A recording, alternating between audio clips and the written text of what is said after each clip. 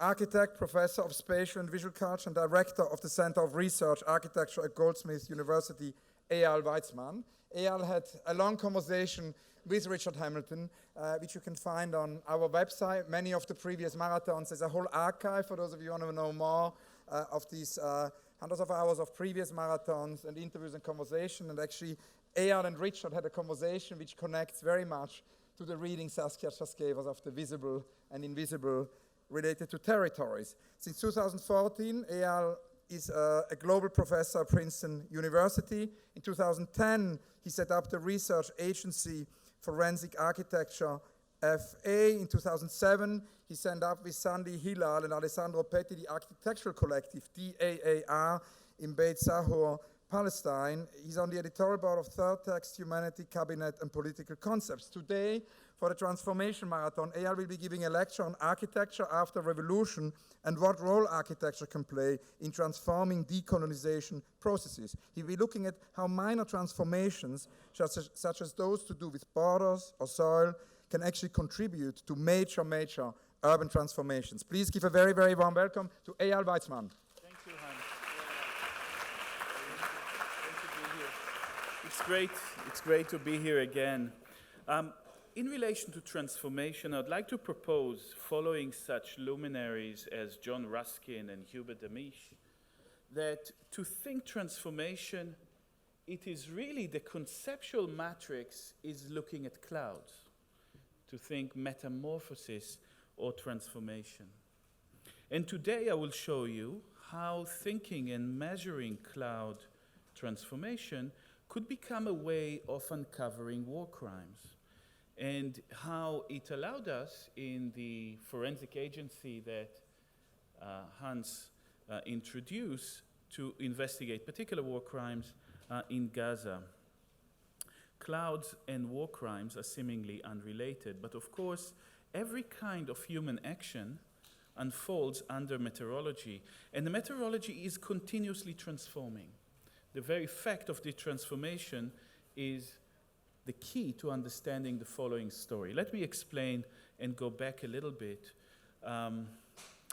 Forensic architecture is a forensic agency that is not only employing scientists and lawyers, but actually architects, artists, filmmakers. And our claim is that it is through these, the skill sets and intelligence of various aesthetic practitioners that we can interrogate the visible and the sensible in contemporary politics. The particular investigation I'm going to speak about now has been a year-long process of investigating one day in the Gaza war of 2014. That was the most destructive day in the war, the day in which most Palestinian civilians died. Over 120 civilians died during that day. Tragedy endeavors, Aristotle famously wrote, to confine itself to a single revolution of the sun, that is, to be existing within a single day. But we also must ask ourselves continuously, in what world can that day exist? How to interrogate wider political context from particular very detailed analysis of things. The Gaza war happened in a very different juridical and technological space than previous conflicts. A few months before the war has began, Palestine ratified the Rome Statute, and that means that the International Criminal Court in The Hague had jurisdiction over that war. And it means that whatever happened in that war immediately was turned into evidence. And it meant also that Palestinian civilians were continuously recording, going up on roofs with their smartphones and cameras, continuously recording everything about and around themselves and uploading it online. The unfortunate fact was that when we were working together with NGOs, both with Amnesty here and with Palestinian NGOs in Gaza, we have realized that most of the material that we actually got did not have the metadata intact. The metadata is, of course, data about the time and space and other information about each one of those images. And without them, we were faced with 7,000 bits of images and clips that could show tragedy but could not actually shed light over what we were seeing. Sometimes the metadata was intact, and we know to connect a particular form of a cloud with a particular time. Of course, as you can imagine, it was a very cloudy day over Gaza in that particular day. We have realized that, in fact, being unable to sync them up, we've realized that what we need to find is analog clocks, analog indicators of time in an image, and that those smoke clouds were those physical clocks that could help us. Every photograph that day from Gaza had a cloud in it, and every cloud continuously transformed. That is, at any given moment, it has a specific spatial signature that relate to a specific time and space. So we have created an archive of cloud, looking at the stages and starting to be very familiar with each one of the hundreds and hundreds of clouds that were over Gaza during that day. Of course, a bomb cloud goes through several distinct phases, and that allows us to understand something about the time of the image.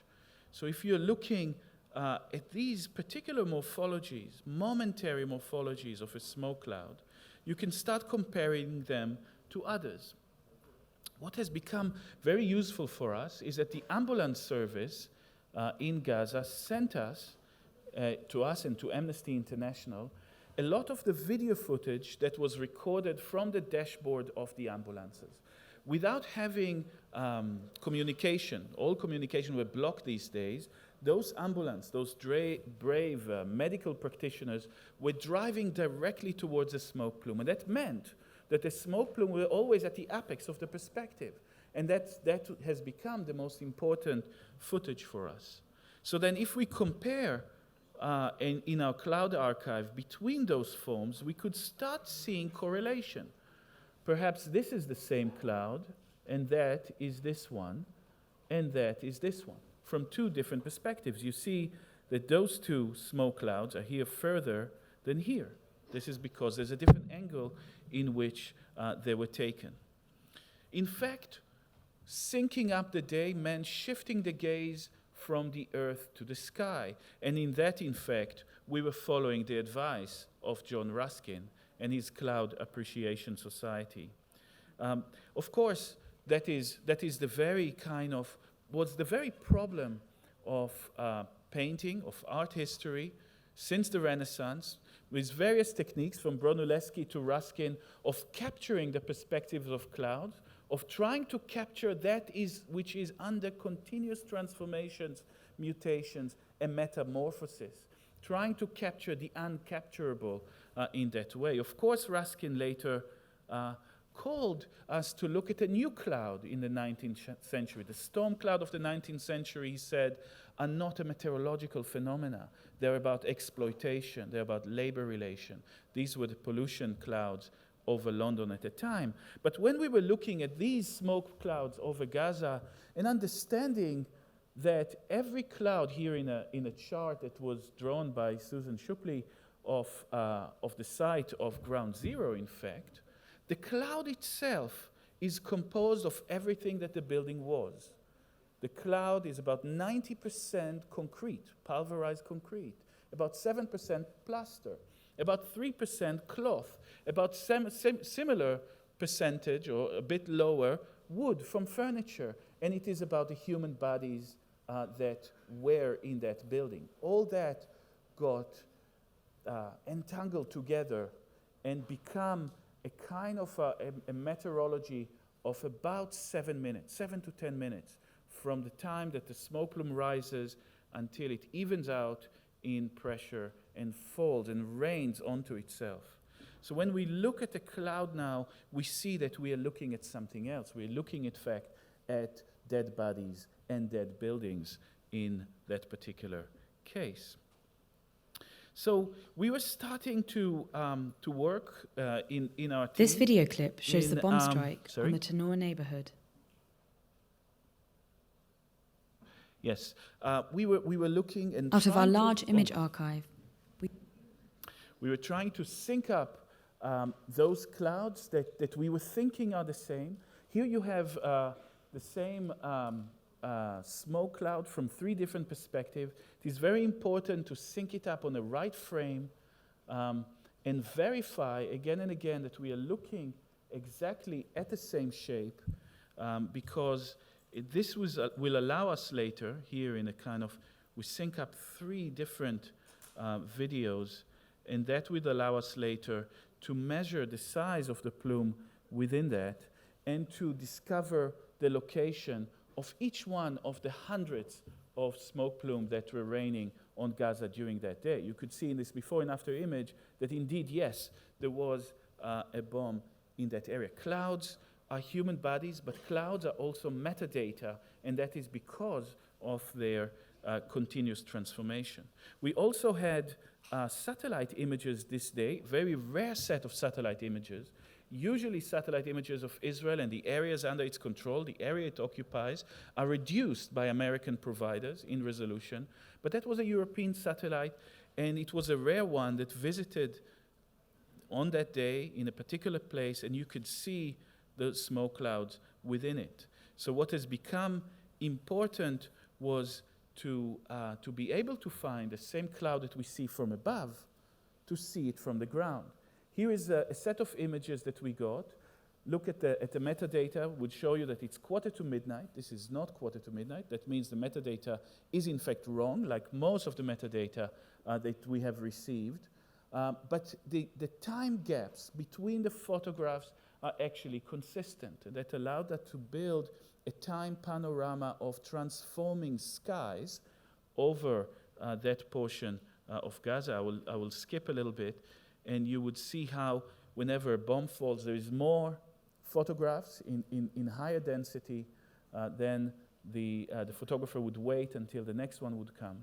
And here now you would see the satellite image that I showed you before. There is a metadata, obviously, on the satellite. We know it's 1139. We see that cloud over it. And now we would look for that cloud on the images. Because if we can find that very cloud, we can sync up the entire, that will become an anchor, and we could sync up the entire battle. Here it is, the cloud that we see on elevation. We see it here on plan. And we corroborate it by measuring it. This is undertaken by a video team that was run by a woman architect called Christina Varvia in our team. So now we are able to create what we refer to later as our Rosetta Stone. Every cloud shape with the precise time. And whenever we would see those clouds again, or whatever we would see, oh, here, for example, we see the same set of images. You see the similar metadata. We corroborate it by seeing the same hairline on the lens, and we know now when it was taken because we've synced it. We know the time gaps between them, and we can start building a kind of a timeline based on the transforming sky. Only later we would look what is happening at the Earth at that time in order to see what has happened to people, to victims, to civilians in Gaza during that day. So you could see how we move now. We triangulate from one cloud to the next and build a certain time-space panorama. Now you would start seeing the video of the ambulance coming right up. The ambulance that is driving towards the smoke plume. We see the refugees coming back from the battle space, and the ambulance going right in there. And you would see now the hand of the ambulance driver pointing towards those clouds. We can create shadow analysis to corroborate the time. We're looking at the shadows and running a shadow simulation, and we know now where it is, etc.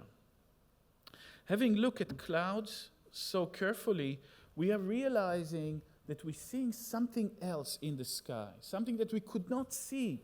The very bomb, a second or split second before it's falling and killing 16 civilians, Gazan civilians, on the most deadly airstrike during that day. How what is this bomb? Our legal team is asking us to establish it, so we need to find out what is exactly the distance between the photographer or the videographer and the places where the bomb fell, and then we could actually measure them. Here we're seeing, two big bombs in the middle of a residential neighborhood, complete regardless of life of civilian. Here is that bomb that killed 16 people, or the other one here. Now we are putting that image inside a three-dimensional model. The model is what enables us to see and to measure that image. Because we know how far away they are, we know how big the picture plane is. We know the picture plane is about 150 meters wide. So we have a proportion. So we can put a grid. So we can look at the size of the bomb and measure them. They're 3.6 meters long, and we are able to find them here in an analysis undertaken by an architect called Nick Axel, to find the exact location and the exact size, an American manufactured bomb that allows us, regardless of the very small incident that is, it allows us to open up and to assemble and to undertake some activism around those moments, around those things that we can tell. The next step was to locate all witness testimonies now on the ground in relation to those plumes. Every time a smoke plume fell is a beginning of a story. It's a beginning of stories of the survivors of these. And the plumes become certain kind of axis in our attempt to narrate the day.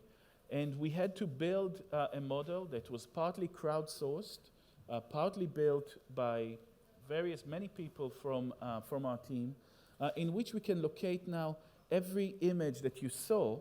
This is something that we call the image complex. We cannot think about image archives anymore. We need to view images through architectural model. The architectural model is a kind of optical device that allows us to see the time-space relation between the images, to locate every image in time and space. The only way to arrange it, that time-space relation, is architecture. Architecture is here not the primary evidence, but a mode of seeing and a mode of unpacking. Here, for example, by studying together with fluid dynamic people the transformation of a smoke plume, we see it separated. There is a bit of here it is, the same smoke plume now seen from a balcony in another citizen video during that day, etc. I think I would like to end here simply by showing you on the ground the imprint of that meteorology during that day. This is a map of cloud that is simultaneously a map of bombing. That is the beginning of our investigation.